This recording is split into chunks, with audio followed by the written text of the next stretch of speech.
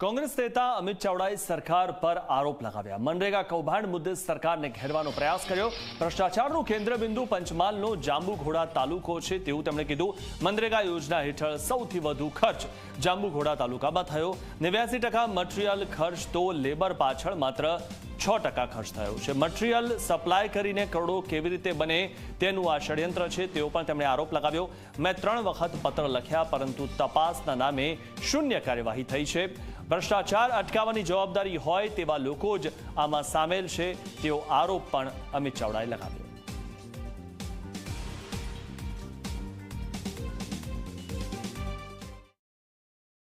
વધારેનો ભ્રષ્ટાચાર પકડાવાનો છે પણ સરકાર હજુ બચાવી રહી છે મંત્રી એમના પરિવાર ને બાકીના મિત્રોને।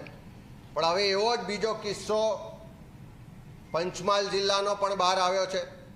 કારણ કે આ ભાજપના ભ્રષ્ટાચારીઓ કોઈ એક તાલુકા કે એક જિલ્લામાં નથી, આખા ગુજરાતમાં ચારે તરફ ભ્રષ્ટાચારની તપાસ થાય તો બધી જ જગ્યાએ ભાજપના મળતિયાઓ પકડાશે। 60-40નો રેશિયો મેન્ટેન કરવામાં આવ્યો નહીં।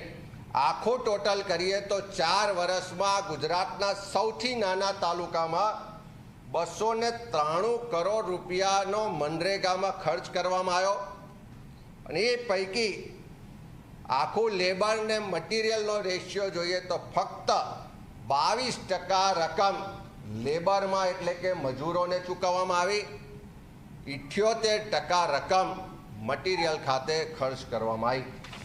આ એક તાલુકામાં કેવી રીતે થાય છે?